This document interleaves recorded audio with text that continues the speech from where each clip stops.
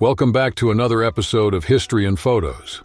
Today we're diving into an astonishing discovery about the marriage traditions of the Powhatans, a Native American people. Did you know that Powhatan women could have sexual relations outside of marriage? That's right. But hold on, there was a condition. These relationships had to be approved by their husbands.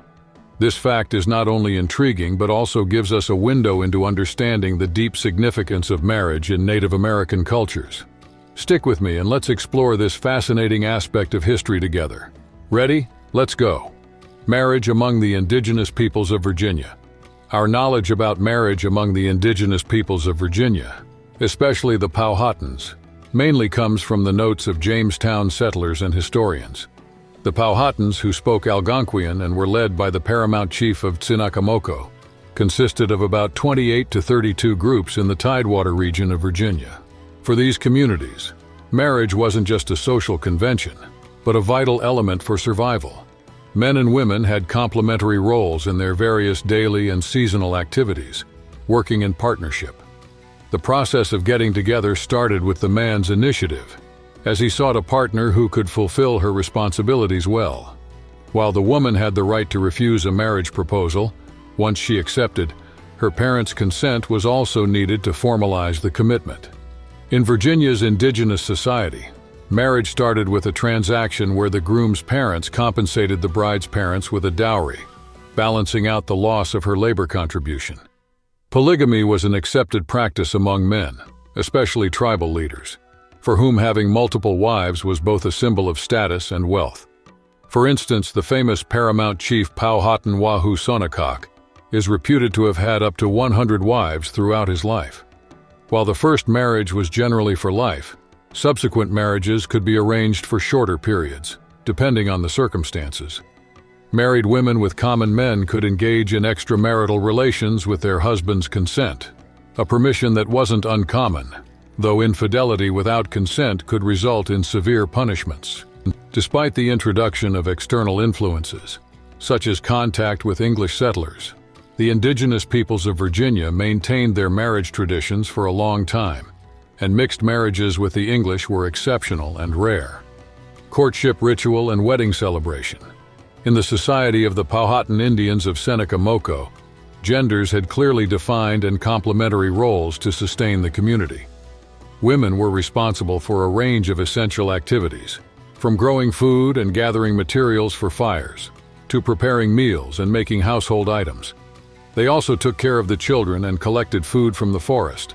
Men, on the other hand, focused on hunting and fishing, as well as clearing the fields. They also played active roles in conflicts and in the tribe's political and military decisions. Given the division of labor and the impossibility of one person handling all these vital tasks alone, mutual dependence between men and women was crucial. Therefore, marriage was more of an economic partnership than a union driven by romantic feelings. According to historical documents left by English settlers, physical beauty was an essential criterion for choosing wives only among the Werowonces, or tribal chiefs. Young indigenous girls were considered ready for marriage once they reached puberty, and demonstrated the ability to bear children. In contrast, young men had to go through the Huskanaw, an initiation ritual into adulthood that prepared them for the responsibilities of hunting, fishing, and defending the tribe. Courtship began when an interested man offered food to the woman he desired, signaling his ability to support a family. The woman had the freedom to refuse the marriage proposal. If she accepted, the next step involved the groom or his family negotiating a dowry with the bride's parents, compensating for the loss of her labor contribution to her family. When a marriage negotiation was successfully concluded, the celebration began with a feast. If the groom and bride came from different towns, the groom would return to his hometown to prepare the new residence and furniture, often helped by his female relatives. Later, the families of the bride and groom would gather for the wedding ceremony, usually held at the bride's home. During the ceremony, after the groom presented the dowry, a respected figure like the bride's father or an elder would symbolically join the couple's hands and break a string of shell beads over them, sealing the union. The celebration continued with another feast, and after the festivities, the couple would start their married life in the house that had been prepared. Marital polygamy. Among the Powhatans, it was expected that a person's first marriage would last for life, unless one of the spouses was captured in war, in which case the remaining partner could seek a new companion. Additionally, it wasn't uncommon for married men to take on more wives, as long as they could provide for them. This reflected an economic capability that was also seen as an indicator of social status. In fact, for chiefs, particularly the Mamanatowic or paramount chief, having multiple wives was common. There are no records from English observers about whether Werowonces, who were female chiefs, had multiple husbands or not. Details about how multiple wives coexisted, including the division of household tasks or sleeping arrangements, remain unclear. As for the paramount chief Powhatan, he followed a peculiar practice. He kept each wife only until the birth of a child, after which she returned to her family.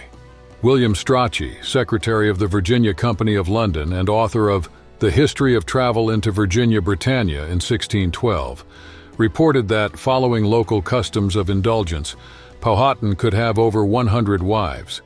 These wives lived in separate houses and took turns being by his side while he rested. During meals or when presenting himself to visitors, Powhatan always had one wife seated to his right and another to his left. Strachey noted that despite the large number of wives, Powhatan had preferences for about a dozen of them, finding distinct pleasure in their company, with most of these favorites being notably young. The English settlers may not have fully understood that these women were not just companions, but also worked hard. They grew corn, prepared meals, and took care of the Mamanatowic, who, as was common among chiefs, needed to maintain generous and frequent hospitality. Chief Powhatan, a notable Native American leader, had a quite shrewd marriage strategy. According to Henry Spellman, a young Englishman who learned the Algonquian dialect, Powhatan primarily selected his wives based on their beauty, though their family background also played a significant role. This detail suggests that beyond aesthetics, political alliances were crucial. Powhatan's wives, chosen for their looks and family connections, were expected to adorn themselves with valuable furs, jewelry, and makeup to impress visitors, reinforcing the chief's image of power and wealth. Politically, Powhatan was skilled. He often married women from different tribes, a move that allowed him to establish a network of alliances through the kinship ties formed. This strategy expanded his influence and strengthened his power among various communities.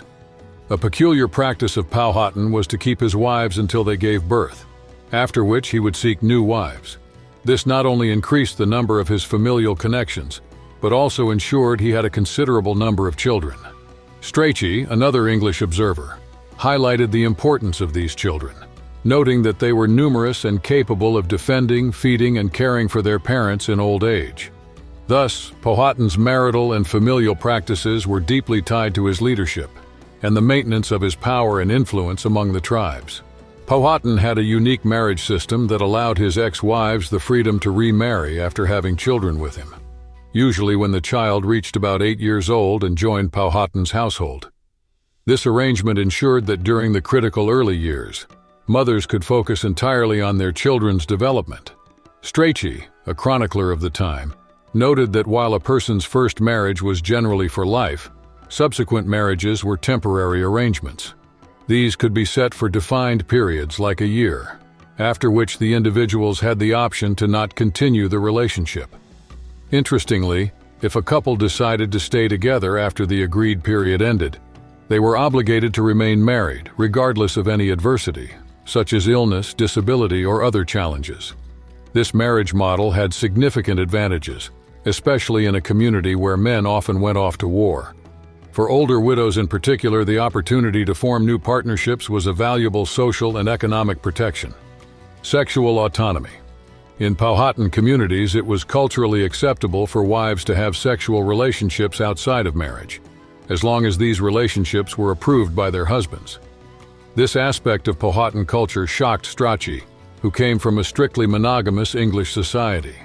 Strachey even compared these women to the scranti of Virgil, a derogatory term used in ancient Rome to describe women considered impure. However, it's interesting to note that the word originally came from Plautus, a Roman playwright, not Virgil. This mix-up by Strachey reveals both his cultural shock and a possible misinterpretation of classical texts. Strachey observed that Powhatan women had the freedom to associate with foreigners, a practice he criticized, claiming it left them susceptible to diseases like syphilis, which was common in his own country. However, it's more likely that these women's behavior was guided less by individual impulses and more by established cultural norms.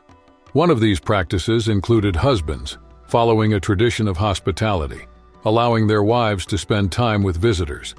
Thanks for watching the video. If you enjoyed it, don't forget to leave a like and subscribe to the channel for more content like this.